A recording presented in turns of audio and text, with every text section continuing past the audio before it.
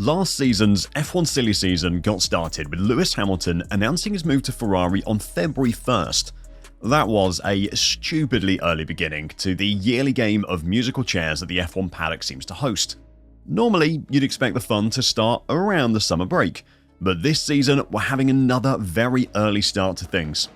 It's being widely reported by all the usual reliable sources that Alpines Jack Doohan is on his way out of the team for the Emilia Romagna Grand Prix in 2 weekends' time. It is a move that has been rumoured since the start of the year, with Franco Colapinto signing for the Alpine team from Williams, but that makes it no less ruthless.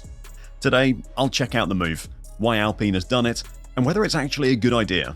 So, don't go anywhere.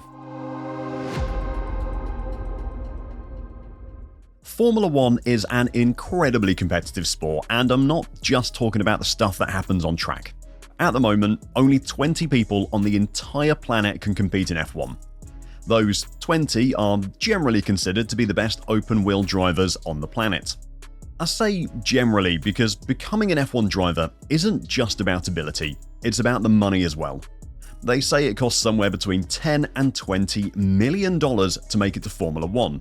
But once you get to the level where you can be picked by an F1 team, it doesn't stop being about the money. Maybe for some of the top teams, it doesn't really matter so much anymore. But for the likes of a Haas or an Alpine with a smaller budget, the money definitely still matters. At that point, it isn't about the driver's parents fronting up £1 million a year to pay for them to drive. It's more about the sponsorship deals that the drivers can bring with them. Sponsorship deals that bring in big bucks, like tens of millions of dollars of big bucks. You know, the big bucks.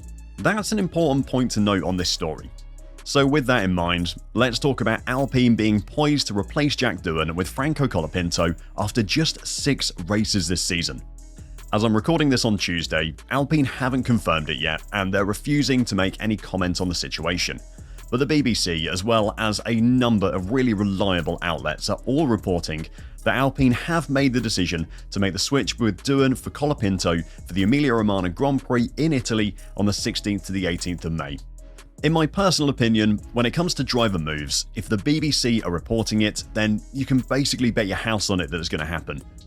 Andrew Benson, who does most of the reporting, if not all actually for the BBC, he never really jumps the gun just on baseless rumours. He'll have solid inside information that this is happening.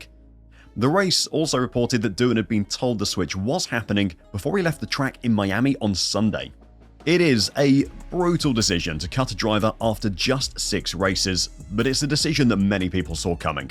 Jack has been a part of the Alpine Academy since 2022, and while he has had some strong results through his junior career, he never really made the impact of someone like Oscar Piastri or George Russell, both of which came through F3 and F2 with back-to-back championship wins.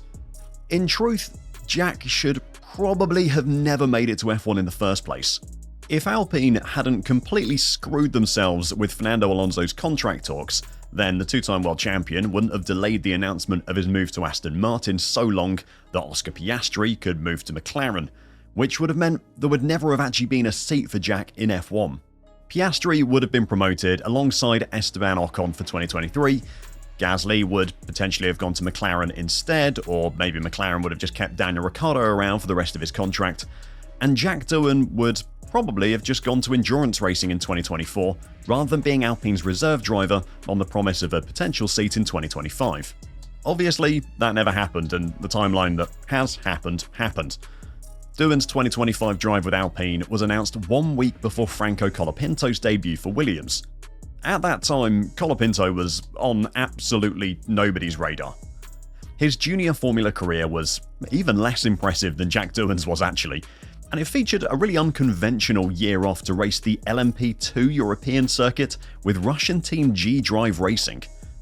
However, his initial F1 results as Logan Sargent's replacements were very impressive. 2 points finishes in your first 4 races for a Williams team that only got a total of 6 points finishes all season is, well, it's very impressive. His 9-race debut got far less impressive though, after the heavy crashes at the Sao Paulo Grand Prix in qualifying and in the race, and then the heavy crash in qualifying at Las Vegas. He'd also crashed in practice in Baku before scoring his breakthrough first points of the year as well. Personally, I thought the hype and insanity that surrounded Colapinto last year got very, very out of hand. The links to Red Bull and Mercedes after 4 races were daft, basically, and they were very premature. Opinions did change over the next 5 races, as the highs of Baku and Kota were balanced out with the lows of Sao Paulo and Vegas, and Red Bull very quickly cooled on the idea of buying him out from Williams. Alpine weren't put off by those abyssal lows though, and they paid $20 million to get Colapinto out of Williams and into their team as a reserve driver for 2025. And it was at that point that everybody knew that Jack Doohan was going to be in for a very rough ride in 2025. You just don't pay $20 million for a reserve driver. Even by Formula 1 money standards, that's just completely ridiculous. The only way Jack was going to be able to change his future was by outdriving Pierre Gasly from race 1 of the season, but that hasn't happened and, to be completely honest, was never going to happen. He did manage to outqualify his teammate for the first time this season for a Grand Prix grid in Miami, and he was also faster in qualifying for the sprint race in China, and he might have grown into a decent driver, but for Alpine, that potential of promise just wasn't enough. Apparently, Jack is going to remain a part of the Alpine structure, which presumably means he'll go to being a reserve driver this season for the F1 team, before a switch to endurance racing next season if he wants it, I guess. It is an absolutely brutal decision by the Alpine team that was made before the season even started. Make no mistake, this was 100% premeditated. From the perspective of Doohan, it's as rough as it gets. It is cutthroat, and it is completely unwarranted. He's done what was expected of him as a rookie. He's been relatively competitive, and he wasn't a million miles away from his teammate either. His crash in Japan would never have happened if the team's simulator hadn't allowed him to run the first corner with DRS open without sending him off into the barriers. It was an oversight that says more about the quality of the Alpine simulator than it does about the lack of quality of Jack as a driver. He was also just one of many to have a very harsh introduction to F1 at a wet Australian Grand Prix, and his incident in Turn 1 in Miami could and has happened to any of the drivers on the grid. Should he have been given more time to try and grow into the sport? Probably. Should he have been allowed 6 races without the pressure of Colapinto looming over him? Yes, absolutely he should have. Does that mean replacing him is the wrong decision though? Well, not necessarily. He can be both unfairly treated and be not good enough. That isn't to say that Franco is going to be any better, of course. However, what we know that Franco is going to do better than Doohan is the amount of money that he's going to bring to the Alpine F1 team. Alpine aren't the most cash-rich team on the grid. They have very obvious problems within the team, with all the management changes over the past couple of years and the cutting of their engine department.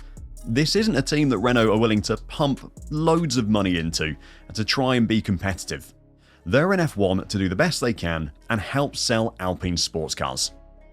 Having a driver who can bring in sponsors who are willing to pay tens of millions of dollars to get their name on the car, as long as their driver is driving it, is a big boon to that business model. Those same sponsors have known this move is coming for a long time as well. Flavio Briatore has been doing standard Flavio Briatore things behind the scenes, and with the promise of money, agreements have obviously been made. The CEO of Argentinian energy giant YPF, Horacio Marin, was caught saying Colapinto would be in the car in Imola after a TV interview a few weeks ago. He later clarified that it was apparently only wishful thinking on his behalf, but come on, we don't really believe that, do we? Also in Colapinto's favour is the draw of the South American market. The support for Colapinto in Sao Paulo was on a level with the support that Perez receives at the Mexican Grand Prix, and Sao Paulo is, at best, a 13-hour drive from the closest border with Argentina. If we are to believe the rumours about Perez's time at Red Bull, he held that seat for as long as he did due to the money he bought Red Bull from sponsorship and merchandising. If a team with the funding of Red Bull are making a driver decision partly based on the financial gain from that driver, then what chance did Doohan ever stand? At the end of it all, Colapinto isn't likely to be a competitive downgrade from Doohan, and the financial upside is massive. It doesn't make the decision to cut Doohan any less brutal, but you can understand it from Alpine's point of view. What do you think of the move though? Let me know your thoughts in the comments down below, and until next time, drive safe and bye for now.